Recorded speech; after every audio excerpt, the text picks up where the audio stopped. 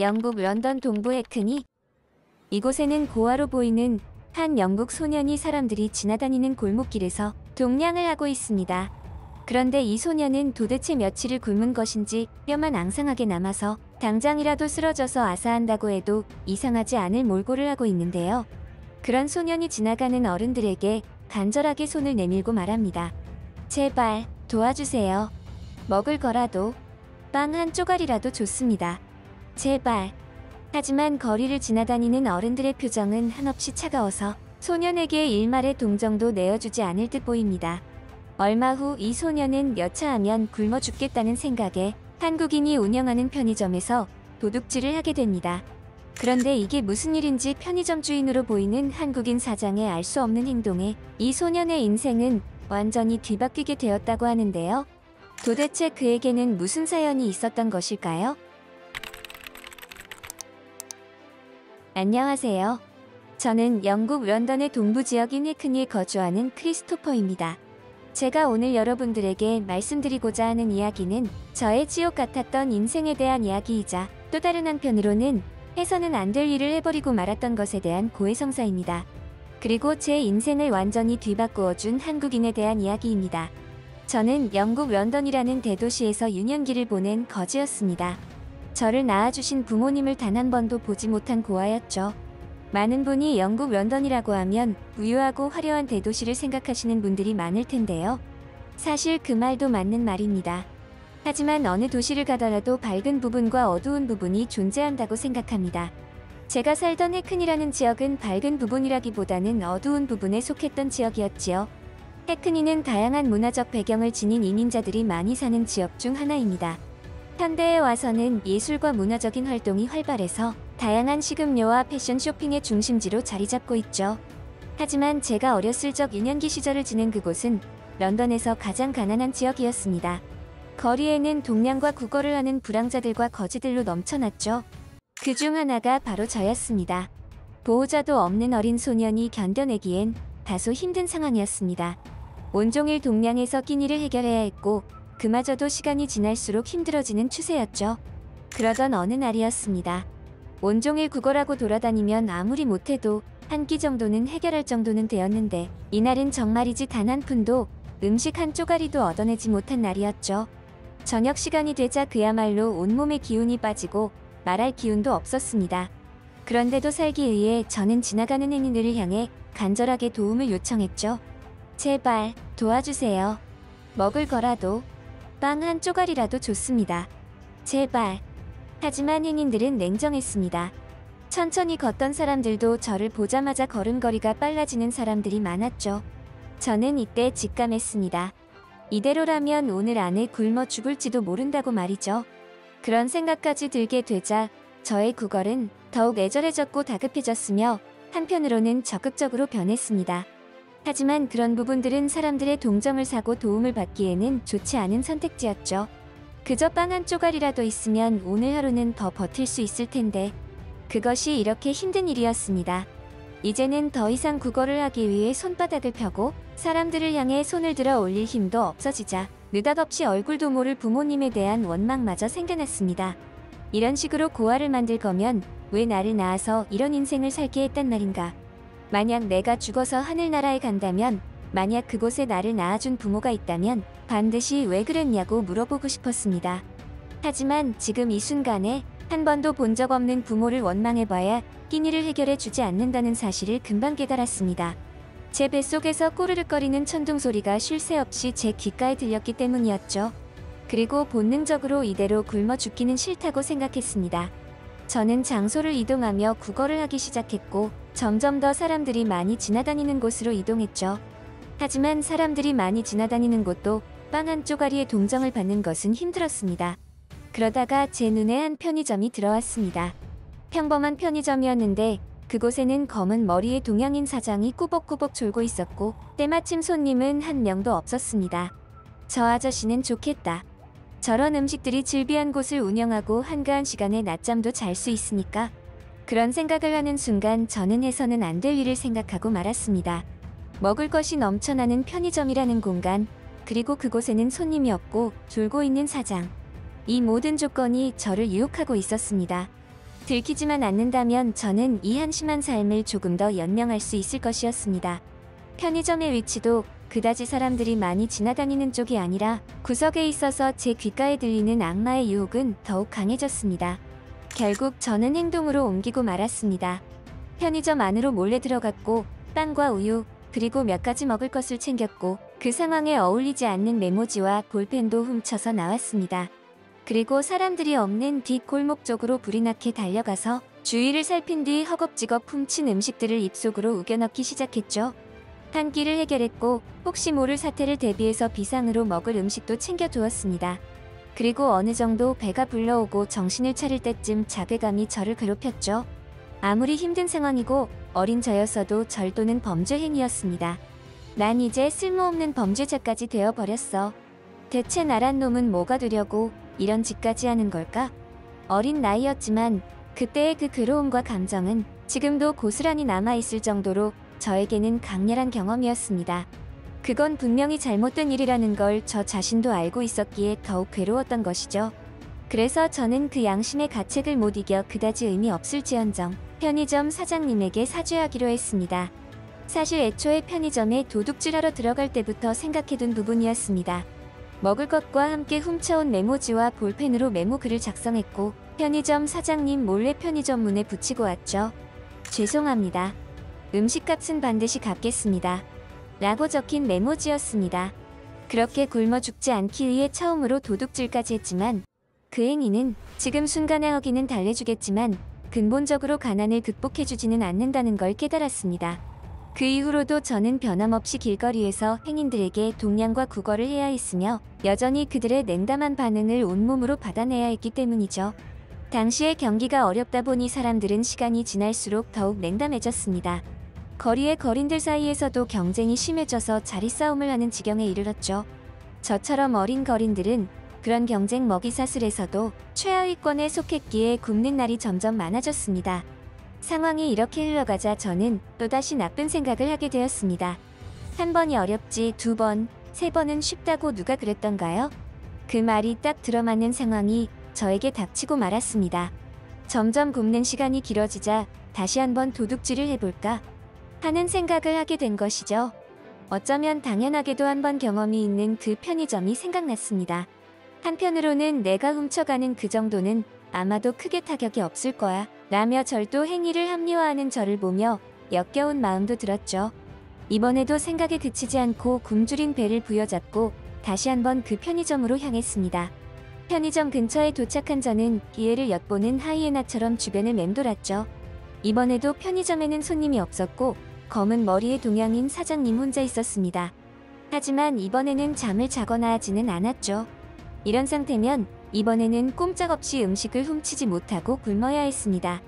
그런데 이게 무슨 일일까요? 편의점 물건들을 정리하던 사장님이 웬 바구니 하나를 편의점 앞에 놔두면서 저를 바라보며 이쪽으로 오라며 손짓을 하는 게 아니겠어요?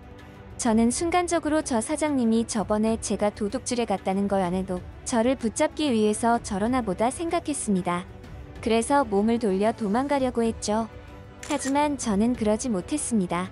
그 바구니 안에는 먹을 것이 잔뜩 들어있었기 때문이죠. 더구나 바구니를 밖에 두고 다시 안에 들어가신 사장님은 그때부터 더 이상 저에게 관심조차 두지 않았습니다. 그냥 편의점 안에서 하던 정리를 마저 했죠. 저는 잽싸게 편의점 앞에 놓인 바구니를 들고 사람이 없는 뒷골목 쪽으로 갔습니다. 바구니에는 음식이 잔뜩 있었고 메모지도 한 장 보였습니다. 최소한 굶어 죽는 일은 없어야지. 꼬마야, 하루에 한 번은 우리 마트에 들리거라. 제 눈을 의심하게 만드는 내용이었습니다. 역시나 사장님은 제가 그 당시에 편의점에서 음식을 훔쳤다는 것을 알고 계신 것 같았죠. 혹시라도 경찰에 신고해서 범죄자가 득실되는 교도소에 갇히게 되는 건 아닐까 싶어서 두려운 마음에 들었지만 또 다른 한편으로는 그런 저에게 동정하며 먹을 음식까지 내어주시는 모습에 감사했고 감격스러웠습니다. 그 이후로 저는 동양인 사장님이 운영하시는 편의점에 출퇴근하다시피 했습니다. 출퇴근이라고 해서 음식만 냅다 받아먹으러 갔던 건 아니었습니다. 저 또한 사장님에게 죄송한 마음과 감사한 마음을 보답하고자 제가 할 수 있는 일을 했죠. 사장님이 출근하시기 전에 먼저 가서 편의점 주변을 깨끗하게 청소했습니다. 그리고 사장님이 오시기 전에 사라지는 시기였죠. 그런 방식으로 저는 편의점 사장님의 도움을 받아서 최소한 굶어 죽을 위기는 벗어날 수 있었습니다. 그런데 어느 날 편의점 사장님이 저에게 음식을 주시는 바구니에 메모지를 남겨주셨습니다. 내일은 편의점에 잠깐 들르거라. 할 얘기가 있단다. 다음날 저는 사장님의 말씀대로 편의점에 들렀습니다. 그날 사장님은 저에게 보호소를 소개해 주었습니다. 저는 그 보호소에서 어린 유년기를 보내며 사회에 나가서 직장을 잡을 때까지 생활할 수 있었습니다. 그리고 성인이 된 지금은 의류 유통 사업을 시작하면서 크게 성공하여 더 이상 끼니를 걱정하는 일은 사라졌죠. 성인이 된 이후로는 편의점 사장님을 만나 뵙지 못했습니다. 사회생활에 적응한다, 사는 게 바쁘다는 핑계로 마음은 있지만 몸이 말을 듣지 않는다며 자꾸 뒤로 미루고 미뤘죠. 그런 저의 나태함과 배은망덕이 그토록 제가 후회하는 일이 될 줄은 몰랐습니다. 이제는 저도 어느 정도 사회적으로 자리를 잡았고 사업체까지 꾸려나가면서 가난을 걱정할 필요가 없어졌습니다. 그래서 저는 지금이야말로 편의점 사장님을 만나서 은혜를 갚고 그간의 소식도 알려드리고 싶은 마음이 생겼죠. 하지만 저는 더 이상 편의점 사장님을 만나 뵐 수가 없었습니다. 그곳에는 이미 다른 마트가 생겨 있었고 제가 알던 사장님은 보이지 않았습니다. 수소문 끝에 편의점을 운영하시던 사장님의 거처를 알 수 있었고 그곳을 찾아간 저는 사장님의 아내분과 어린 자녀를 만날 수 있었죠. 알고 보니 사장님은 저에게 먹을 것을 주며 은혜를 베풀던 그 시기에 편의점 장사가 안 되어서 파트타임으로 배달 일까지 하고 계셨다고 했습니다. 그런 시기에 아이까지 태어나자 더욱 독하게 일하고 계셨다고. 그런데 어느 날 배달 일을 하다가 음주 운전자에 의해 교통사고로 세상을 떠났다고 했죠. 저는 그런 것도 모르고 사장님은 아무 걱정도 없이 잘 사는 사람이라고 지레짐작하고 판단한 것이 부끄러웠습니다. 그리고 성인이 되어 조금 더 일찍 찾아뵙지 못한 것이 못내 한이 되었죠. 제가 만난 사장님의 가족분들은 형편이 몹시 어려운 상태였습니다. 그도 그럴 것이 한 가정의 가장이었던 사장님이 그렇게 돼버리고 나서 아내분 혼자 아이를 키우다 보니 더욱 그랬죠. 저는 사장님에게 받았던 은혜를 사장님의 가족들에게 베풀기로 결심했습니다.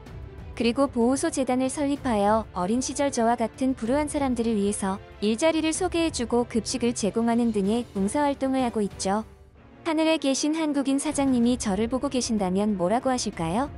뿌듯해하시며 저에게 베푼 은혜가 헛된 것이 아님을 아셨으면 좋겠습니다. 감사했습니다. 사장님.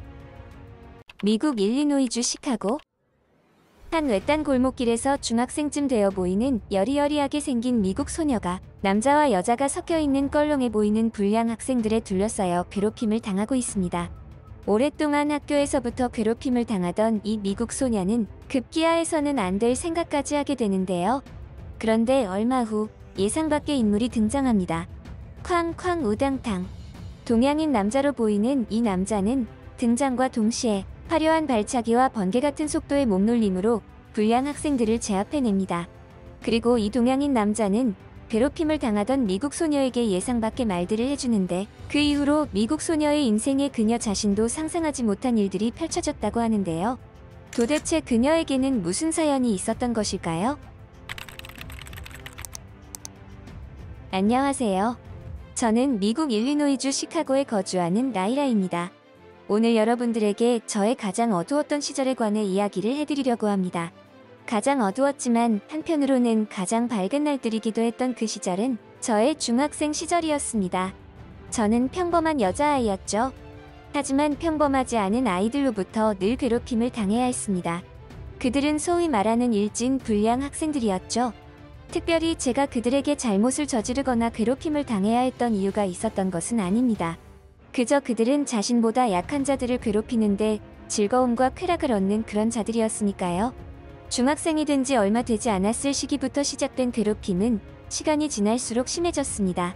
그들의 심부름은 물론이고 치욕스러운 모욕과 욕설, 폭행까지 감당해야 했죠. 가장 즐겁고 행복해야 할 중학생 그 시절은 하루하루가 지옥처럼 느껴졌습니다. 만약 그 사람을 그때 만나지 못했더라면 저는 아마도 이 세상 사람이 아니었을지도 몰랐죠. 그 어린 나이에 저는 지속적인 학교 폭력 때문에 해서는 안 될 생각까지 하고 말았습니다. 차라리 그게 더 편한 길이 될 거라는 생각을 했기 때문이죠. 그런 생각을 하고 있을 때쯤 여느 날과 마찬가지로 학교 수업을 마치고 다른 친구들은 하교할 때 저는 일진 불량배들에게 불려가서 외딴 골목길에서 괴롭힘을 당하고 있었습니다. 한참을 괴롭힘 당하고 있을 때 웬 동양인 남자가 저에게 다가왔고 손을 내밀었습니다. 이름이 뭐니? 도움이 필요한 것 같은데 내가 도와줄게. 저는 그의 물음에도 대답하지 못했습니다. 그저 멍한 상태로 그를 올려다보고 있었죠. 그런 모습을 황당하다는 표정으로 지켜보고 있던 일진 불량배들은 코웃음을 치며 동양인 남자에게 시비를 걸었습니다. 어이, 아저씨는 뭔데 남의 일에 참견이야? 죽고 싶어? 대답 안 해? 그때였습니다. 저는 아직도 그 남자의 그 모습을 잊을 수가 없습니다. 시비를 걸며 동양인 남자에게 다가가 멱살을 움켜쥐려던 불량배는 갑자기 그 자리에 주저앉아 버렸죠. 그리고 이어진 동양 남자의 번개 같은 움직임에 제 눈을 의심했습니다. 과연 저게 사람의 움직임이 맞는 걸까 하는 생각마저 들었죠. 움직임이 예사롭지 않았습니다. 공중으로 2m 정도는 되어 보일 정도로 점프하는가 싶더니 발차기를 해대고 이리 차고 저리 차고 붕붕 날아다니는데 보고 있자니 어지러워서 헛구역질이 날 정도였습니다. 그리고 화려한 그 남자의 움직임이 멈출 때쯤에는 이미 불량배들이 바닥을 뒹굴고 있었죠. 어디 몸이 안 좋은 강아지들처럼 끙끙 앓는 소리를 내면서 말이죠. 그렇게 상황은 끝이 났습니다. 그리고 가볍게 숨을 몰아쉬며 저에게 다시 말을 걸었죠. 이름이 뭐라고 했지? 라이라예요. 그래, 라이라. 보아하니 같은 학생 신분 같은데 괴롭힘을 당하고 있는 거지? 이 아저씨가 감히 한마디 하자면 저런 부류의 인간들은 네가 약하면 약할수록 더 너를 괴롭히고 힘들게 할 거야. 답은 정해져 있어. 너 스스로 강해져서 저런 인간들이 너를 감히 괴롭힐 수 없게 만들면 돼. 꾸준히 운동하고 무술 하나쯤 끈기 있게 수련하는 것도 좋지. 힘이 없는 정의는 무능이고 정의가 없는 힘은 폭력이란다. 아저씨가 해준 그때의 조언은 저의 인생을 완전히 뒤바꾸게 된 계기가 되었습니다. 잠깐의 길지 않은 대화였지만 저는 많은 깨달음을 얻었습니다. 단순히 말뿐이었다면 그 정도의 감동을 하지는 못했을 겁니다. 하지만 그 찬란하고 화려한 행동 뒤에 하는 말이었기에 그 어떤 설득력 높은 언변보다 더욱 강렬하게 다가왔던 것이죠. 아무것도 할 줄 모르고 그저 당하기만 하던 저였지만 그 순간만큼은 제 마음속에도 불같은 것이 타오르는 게 느껴졌습니다. 하지만 그것도 잠시였죠. 아저씨는 사라졌고 저는 다시 일진 불량배들과 같은 공간에 남아있었습니다. 다시 두려움이 엄습해왔죠. 너무 무서워서 일단은 그 자리를 피해 집으로 도망을 갔습니다. 그리고 오늘의 일을 다시 한번 곰곰이 생각했죠. 경황이 없어서 이름조차 물어보지 못한 그 동양인 아저씨의 말은 틀린 말이 아니었습니다. 저를 괴롭히는 자들은 내가 약하고 만만하기 때문에 저를 괴롭히는 것이었습니다. 하지만 내가 지금 당장 약한 걸 어쩌란 거지? 강해지고 싶다고 해서 강해질 수 있는 게 아니잖아. 일단은 저의 약해 빠진 생각부터 고쳐먹어 보기로 다짐했습니다. 이제 더 이상 그들에게 괴롭힘을 당하지 않기로 결심했습니다. 학교에 등교했고 얼굴에 힘을 빡 준 상태로 당당하게 교실로 들어갔죠. 그리고 저는 잠시 후 얼굴에 힘을 잔뜩 준 채로 화장실에서 온갖 고초를 겪어야 했습니다. 그날 저를 구해준 동양인에게 흠씬 두들겨 맞은 것을 저에게 화풀이라도 하는 것처럼 보였어요. 이게 현실이었습니다. 제가 아무리 마음을 강하게 먹고 얼굴에 힘을 잔뜩 준 채 그들에게 대항하려고 해봐야 저는 원래의 나약한 인간으로 되돌아가기 일쑤였죠. 제가 반항하고 대항할수록 그들은 더욱 재미를 느끼고 혹은 제가 반항한다는 것에 분노하며 저를 더 심하게 괴롭히기도 했습니다. 역시 나란 사람은 천성적으로 괴롭힘을 당할 수밖에 없는 운명인가 봐. 그렇지 않고서야 인생이 어쩜 이럴 수가 있어. 도대체 저 녀석들은 왜 이렇게 나를 못살게 구는 걸까? 저는 오랜 시간 저들에게 괴롭힘을 당해오면서 스스로에 대한 믿음과 자존감이 바닥을 치고 있었습니다. 모든 세상의 현상이 모두 내 탓으로만 느껴지기까지 했죠. 그야말로 구제불능 상태였습니다. 아마 예전 같았으면 또다시 부정적인 생각만 하면서 저들의 놀이개가 되어주고 말았을 겁니다. 하지만 저는 얼마 전 동양인 남자를 만난 이후로 아주 조금이지만 긍정적인 미래를 생각하게 되었습니다. 그리고 문득 그 남자가 저에게 해줬던 말들이 생각났죠. 답은 정해져 있어. 너 스스로 강해져서 저런 인간들이 너를 감히 괴롭힐 수 없게 만들면 돼. 꾸준히 운동하고 무술 하나쯤 끈기 있게 수련하는 것도 좋지. 힘이 없는 정의는 무능이고 정의가 없는 힘은 폭력이란다. 그랬습니다. 제가 강해지기 위해서는 스스로 강해지기 위한 노력을 해야만 했습니다. 결국 힘이 없는 정의는 무능이고 정의가 없는 힘은 폭력이라는 사실을 깨달았습니다. 저는 그런 생각이 들자마자 당시의 동양인 남자가 일진 불량배들을 해치웠던 무술을 떠올렸습니다. 한동안은 그 무술이 어떤 무술인지 알아내기 위해 인터넷만 뒤적거리고 다녔죠. 그러다가 결국 그 무술이 한국의 전통 무술인 태권도라는 무술이라는 걸 알게 되었습니다. 화려한 발차기와 번개 같은 몸놀림, 그리고 엄청난 점프력까지 정말이지 환상적인 무술이었습니다. 사실 이미 올림픽에 등재된 종목이었기에 많은 사람이 알고 있는 무술이었지만 세상과 담을 쌓고 지내던 저에게는 생소한 무술이었죠. 저는 이 태권도를 배울 수 있는 체육관을 찾았고 그나마 제가 사는 집에서 가장 가까운 체육관을 찾을 수 있었습니다. 태권도라는 무술은 제가 생각했던 것보다 훨씬 힘들었습니다. 찢어지지 않는 가랑이를 황새처럼 찢어야 했고 제가 알고 있던 과자의 종류보다 많은 품새와 동작을 외워야 했으며 겨루기라도 하는 날에는 긴장으로 온몸에 땀이 흠뻑 젖었습니다. 그런데도 저는 그런 흥분들이 싫지만은 않았습니다. 흥분되었지만 흥미로웠고 새롭게 변신하는 저에 대한 기대감이 한층 올라갔으니까요. 심지어 그때 저를 구해주었던 동양인 아저씨처럼 하늘을 붕붕 날아다니며 저를 괴롭히는 불량배들을 혼쭐 내는 상상까지 하게 되었죠. 학교, 집, 체육관을 밥 먹듯 오가며 하나의 제 생활 루틴으로 만들어 갔습니다. 운동을 마치고 집에 도착하면 삭신이 쑤시고 그 다음 날이 되면 체육관에 가기 싫은 적이 한두 번이 아니었죠. 하지만 저는 포기하지 않았습니다. 저에게는 명확한 목표의식이 있었고 우상이 존재했으니까요. 그렇게 시간은 흐르고 흘러 어느덧 중학교를 졸업하고 고등학교에 진학하게 되었습니다. 그리고 저는 더 이상 학교에서 육식동물의 명령을 받는 초식동물이 아니었습니다. 저는 태권도 수련을 죽기 살기로 열심히 했고 또 꾸준히 하였습니다. 그 결과 프로 데뷔는 하지 않았지만 프로 선수급의 실력을 갖추게 되었죠. 저의 발차기는 묵직했고 주먹은 번개처럼 빨랐습니다.